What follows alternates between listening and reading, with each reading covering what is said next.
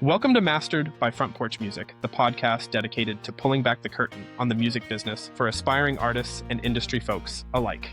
I'm Logan, and in this episode, we dive into the world of touring with Noah Derksen, an indie artist who tours non-stop. Noah has navigated the challenges and triumphs of being an independent artist on the road.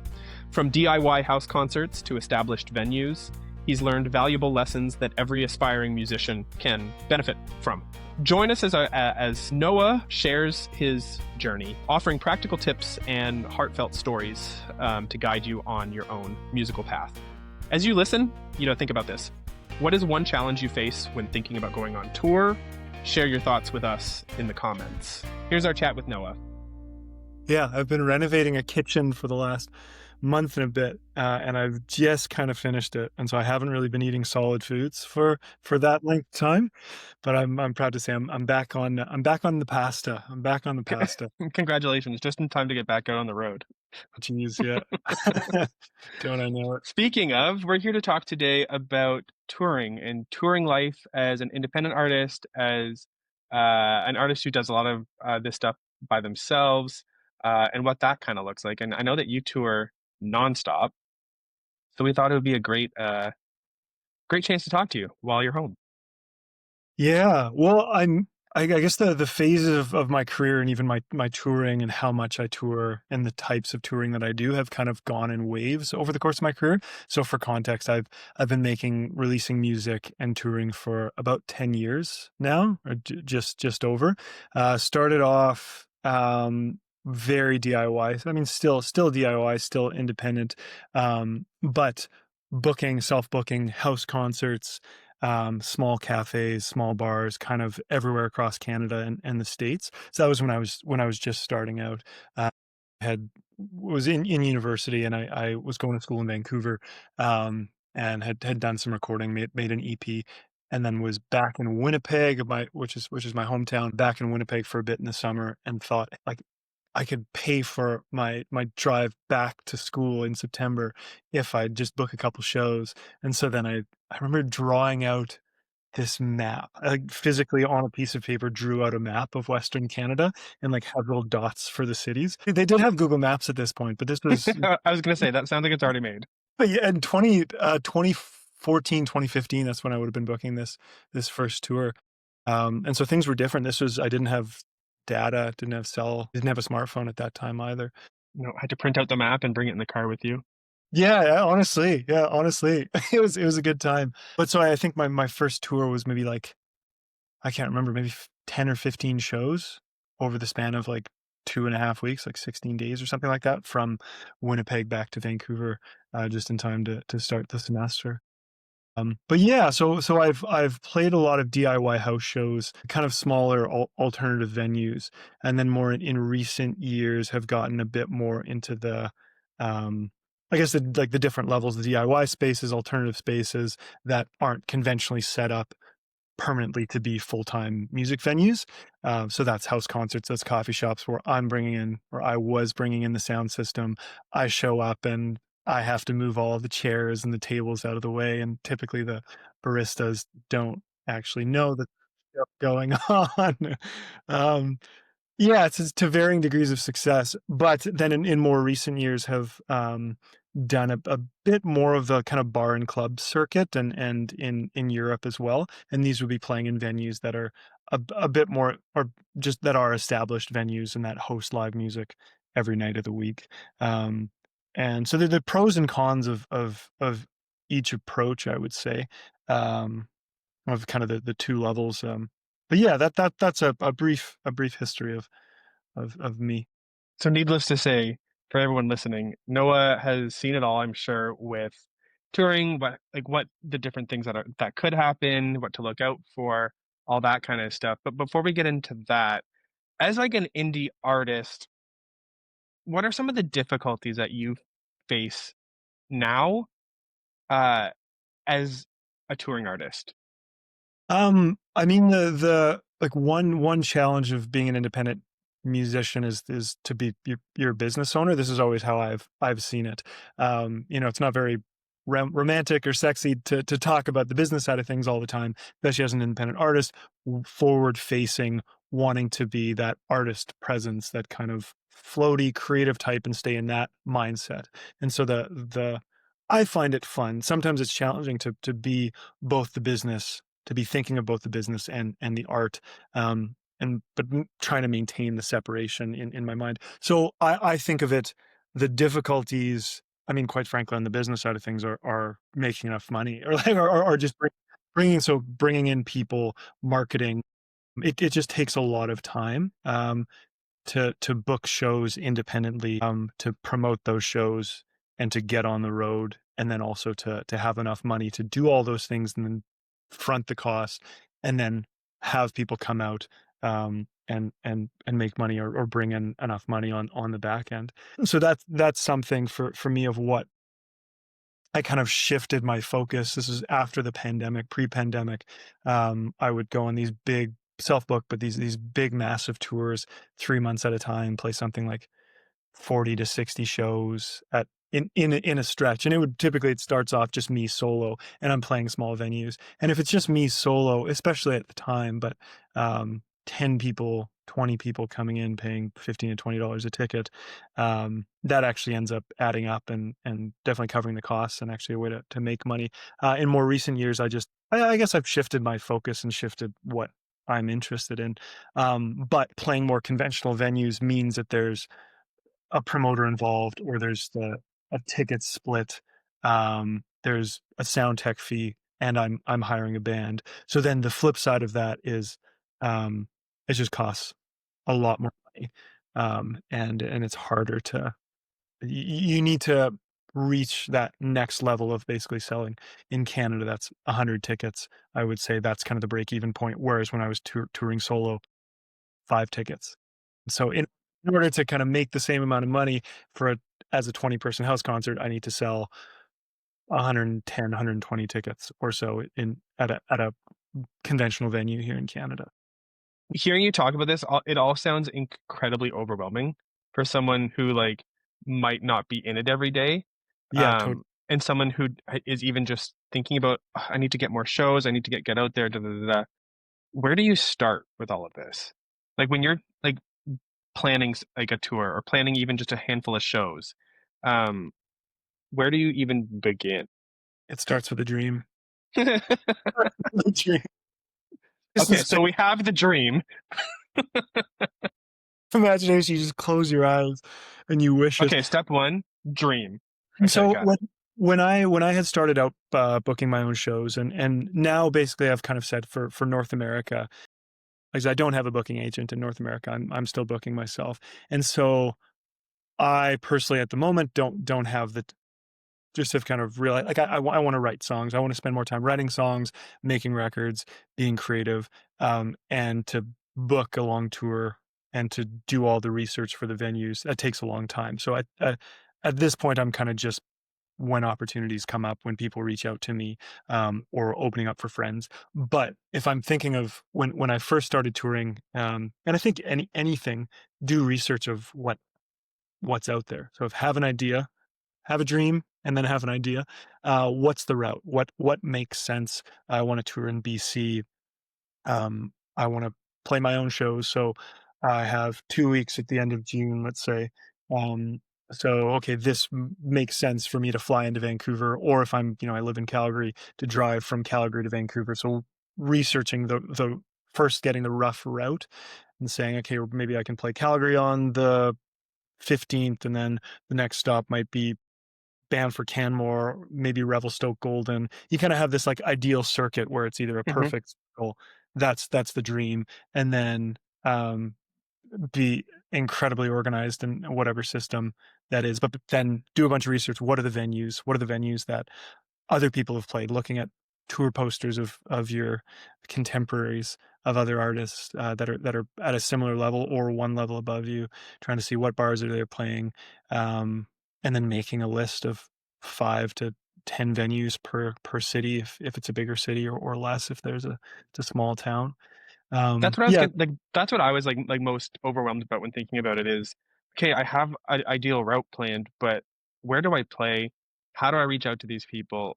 How do I even like sell myself to them? Because especially if I'm a new if I'm a new artist, I'm not gonna I'm probably not gonna sell any tickets at that place. Or what's the benefit of me playing at that venue? Yeah. Yeah, totally. And so how do you sell that to the venue? What's in it for them? And that depends on what the type of venue is. That's where I found when I was starting out, alternative spaces and house concerts, those will typically have either somewhat of a built-in audience or it will give more of a community feeling to it. It's not just business as usual. So it feels like something special, and you work with somebody in that community to I guess to initiate and to mobilize the community.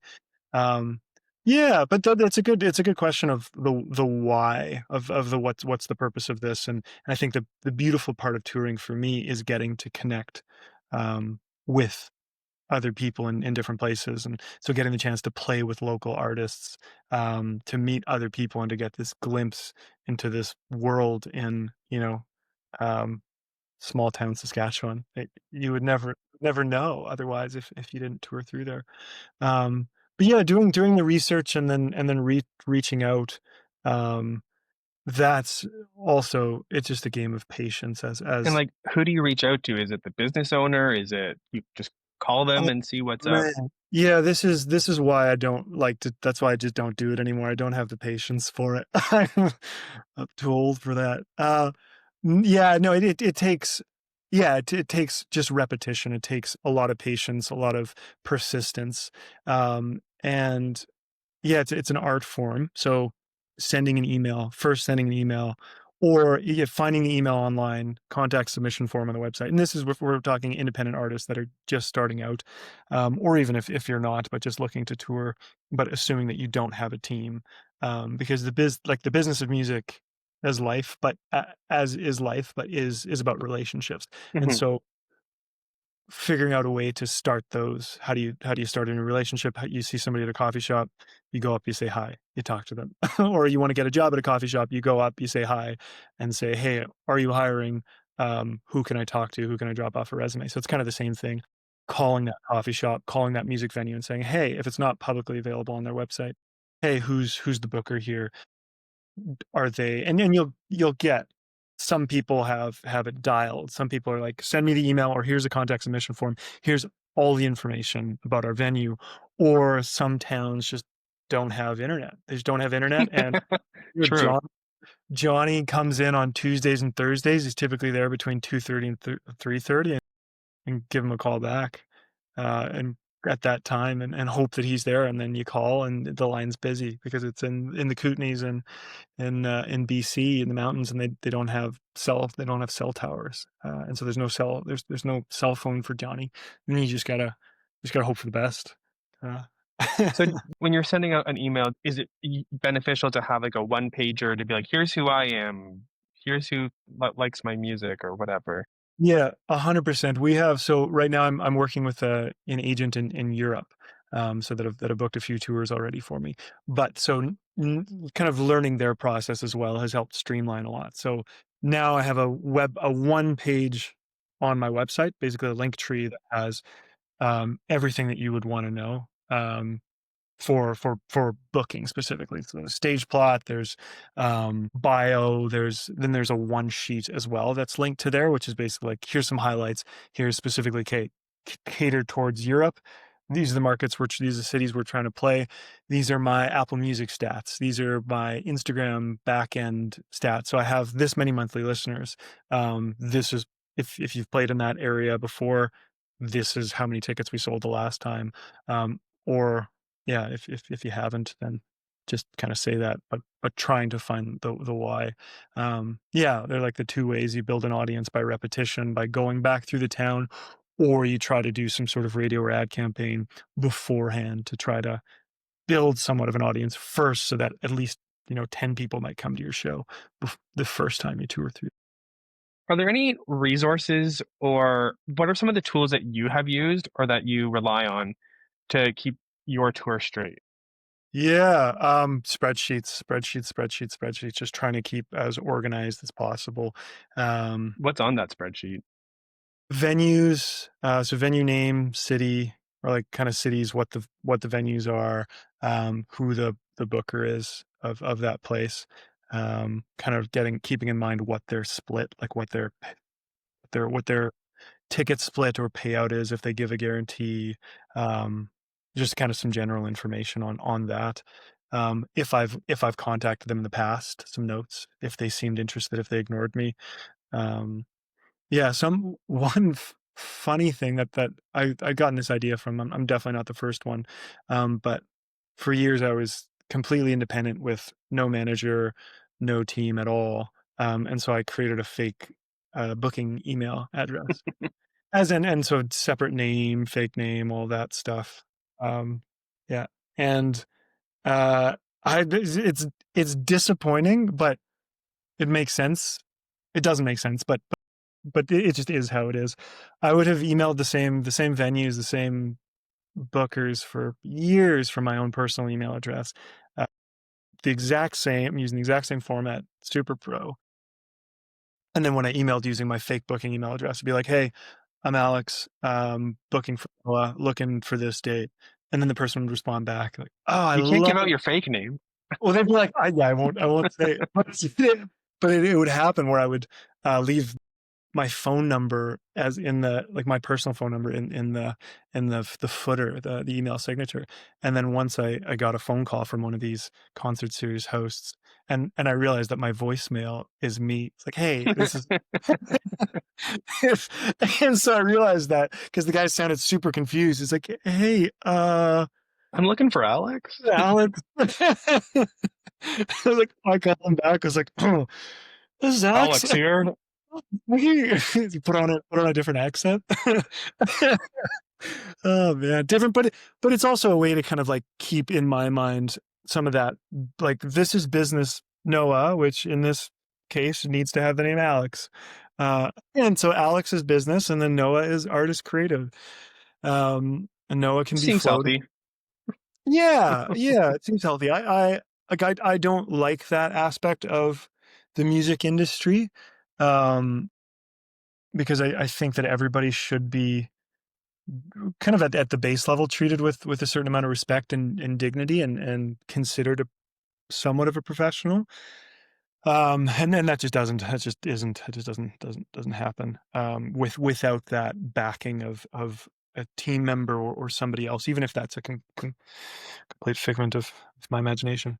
So for someone who is just thinking about going on their first tour and hitting up those coffee shops, excuse me, the smaller venues or the places that maybe aren't even venues that you're just trying to get into, what would a checklist be for equipment that you need to bring? Yeah, sound, just like a sound system, depends on what your setup is and depends on if the venue has it. But I toured around with a small Bose compact L1 sound system. It's just one of those sound towers. Yeah, I was playing solo or duo. It works really well. And interesting. yeah, have brought that to weddings over the years. Somewhere back there at the moment. Don't bring it around so much anymore, but yeah, there's a basic sound system. You can rent them from Long and McQuaid if you're in Canada as well, for relatively inexpensive. You can pick them up in Winnipeg, drop them off in Montreal, whatever you want. You can, um, yeah, other amps, any sort of music gear, but mic stands, cables, um, yeah, do the count. Two people. Okay, we have two vocal mics, so we need two mics. We need two mic clips. Can't forget those two mic stands, and then following the flow, you need two mic cables, and those have to plug into somewhere. So where are those plugging into? A little mixer board, and then how does that get to our Bose tower, our PA system? Okay, then we need two other cables. Yeah, that maybe just that kind of thing. Um, yeah, yeah, and So, it's so you don't need anything too fancy for your first no, small town shows. no. I mean, I've played a lot of house concerts completely solo too, or completely acoustically so too, and that's really nice. Sometimes it doesn't need a sound system. To have it opens up the space a little bit more, but it's kind of more intimate and sometimes more fun to play just completely unplugged. I know it's been a minute since you've done shows like that, but for the people who are listening, that's probably where they're at. Mm. Um, what can people expect for the payment in terms of when they're playing a small show like that? Is it like pass the hat around? Is it like ticket sales? Yeah. What can people expect? Yeah, it depends. Again, it always depends on the show and on the venue.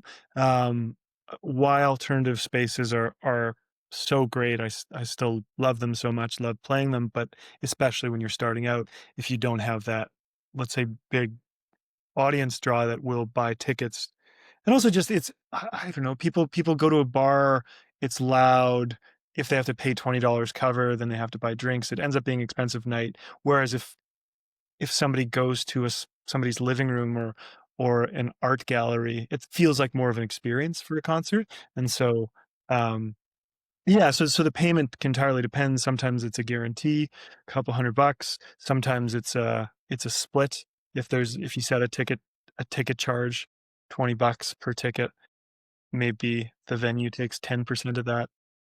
You 90, maybe they take 20 or something like that. If it's an alternative space, if it's a house concert, oftentimes they'll tend to give you most of that. Or pass the hat isn't the worst thing either.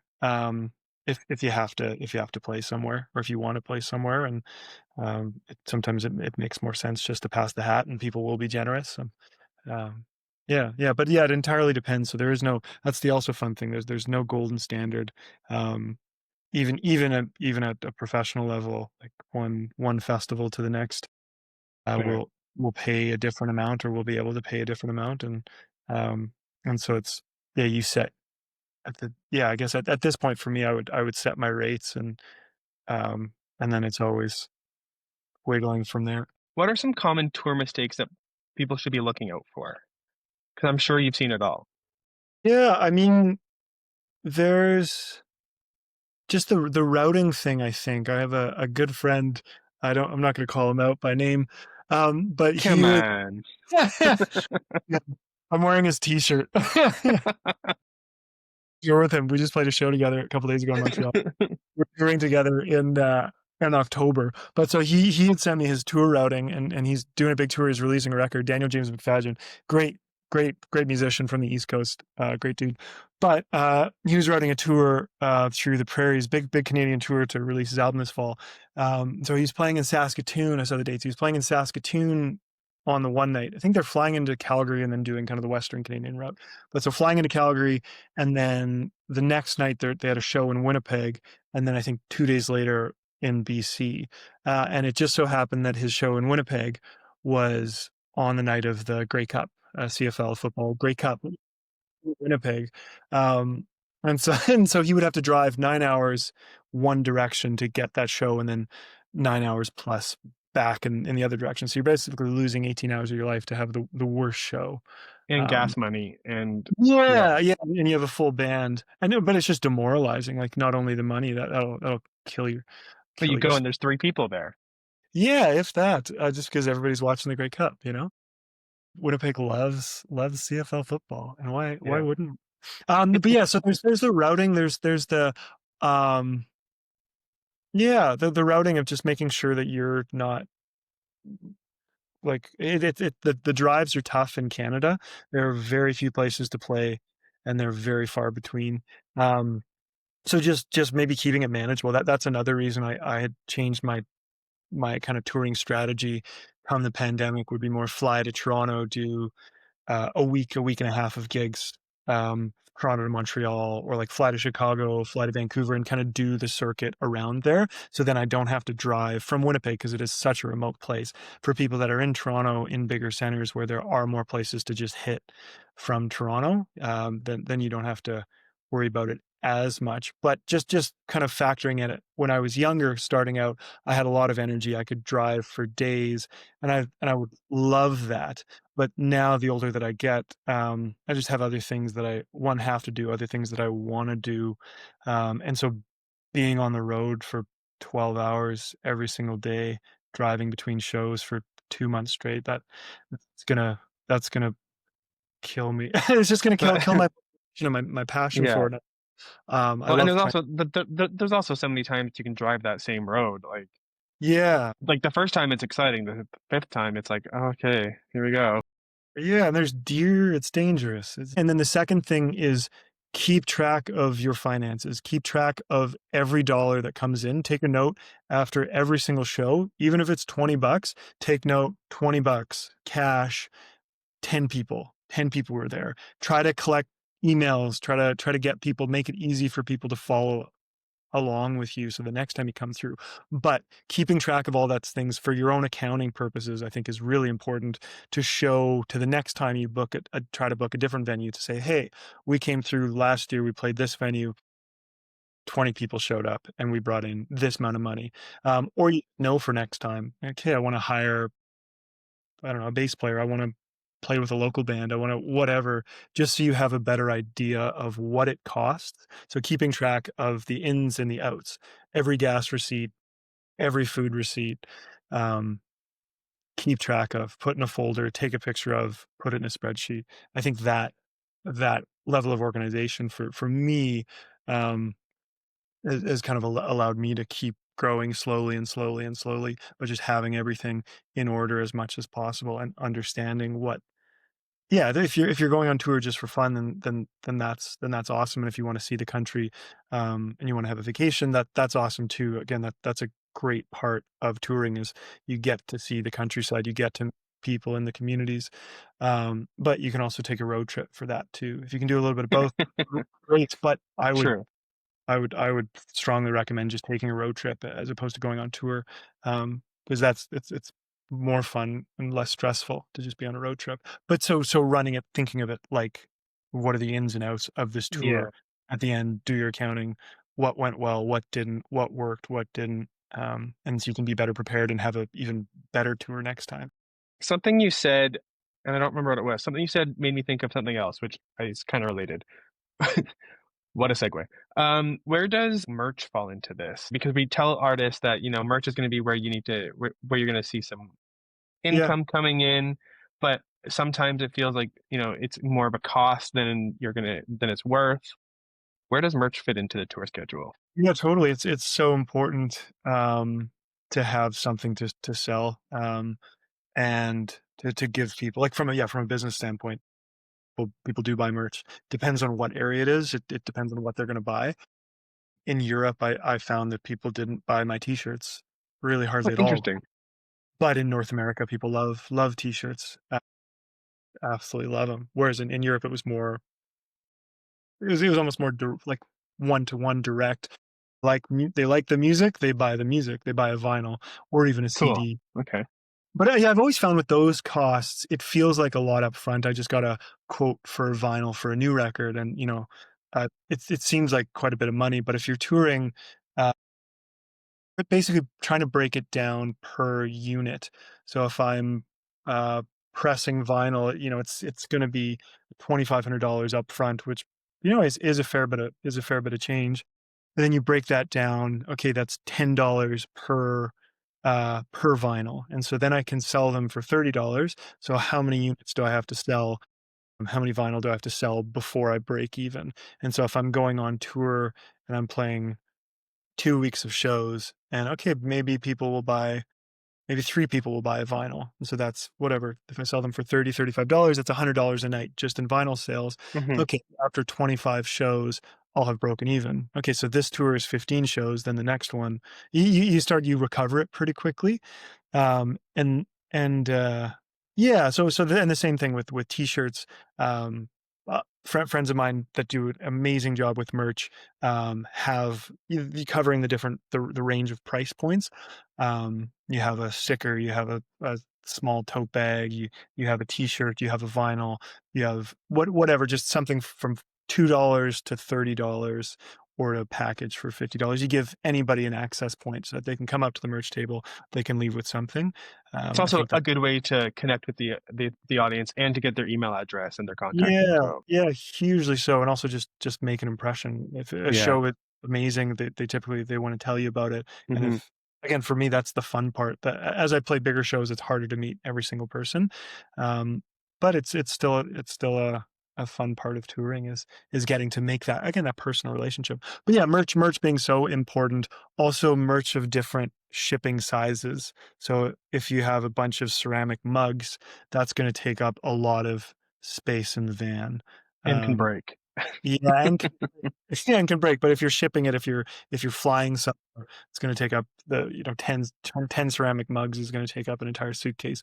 Versus you could fit. I have a good friend that Madeline Roger that sells bandanas, and they take up no space at all. But people love them. They're a wonderful accessory. I have one. I have one from her too. Speaking of vinyl, total aside, I just started my vinyl collection, and so when you get yours priced, I'm going to need to buy one of those. Absolutely. Anyway. I bought a record for the first time in my life just yesterday. Oh, really? I just got one for Christmas last year. Oh, amazing. But yeah, so we're just about at the end of our time here together. Just before we leave, for someone who's feeling stuck in terms of building out a tour or deciding on whether it's time for them to tour, what are some words of encouragement that you would give to them? You can do hard things. I think basically you're not alone. You're not alone in this. When I first started touring, it can feel like everything's so hard and it's so new, and also things take time.